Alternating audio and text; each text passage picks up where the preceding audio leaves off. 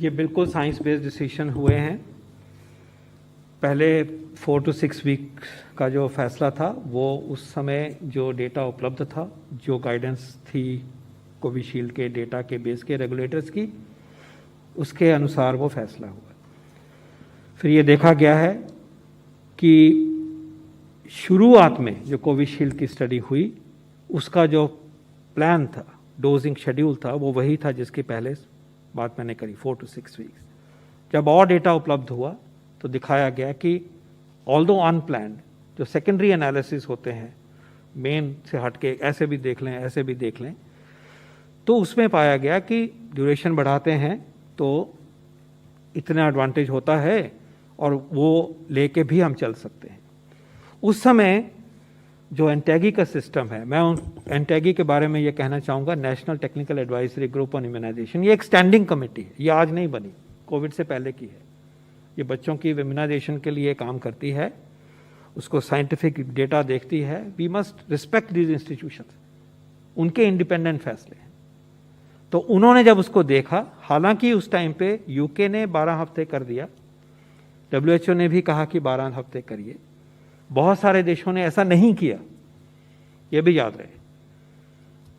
और यूके ने तो फाइजर की डोज जो है, फाइजर ने ही खुद कहा कि 3 महीने पे नहीं देनी है, उन्होंने उसको भी 3 महीने पे कर दिया। ये देश का फैसला है, उनकी साइंस कम्युनिटी ने कहा होगा भी respected.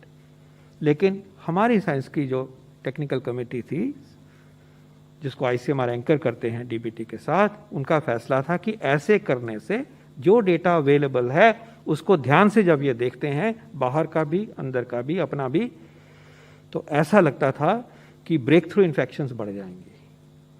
We cannot afford, scientist cannot afford कि रिस्क बढ़ाया जाए। सोचते हैं कि प्रोटेक्ट किया कैसे, protection is the purpose of vaccination. तो in their good faith, based on their scientific capability, without any pressure from anybody whatsoever, NTAGI NEGVAC ने सिर्फ एक्सेप्ट किया। हमने उनको कहा कि बताइए, उन्होंने बताया, हमारा कोई उसमें कोई राय नहीं है। उनको लगा कि ये सेफ है कि हम 4 to 6 वीक से 6 to 8 वीक्स तक जाएं। और सर ज़्यादा एक्सप्लेन कर सकते हैं। अब क्या हुआ है, ये ज़रूरी है, ये सवाल पूछा जा रहा है कि अब क्यों होंगे। अब ये जो बात है, ये बार बार रिव्यू पीरियोडिकली होती रही है, सिर्फ 2 ही बारी नहीं होती, इसके बीच में भी हुई, पूछा गया बताइए, नो लगा कि छोड़ दीजिए, ऐसे ही करना है।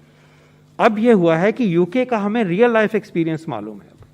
पहले तो स्टडीज के बेस के ऊपर 12 हफ्ते की बात होती थी। Now because UK has done it for a period of time, a real life experience of large number, millions of individuals is available.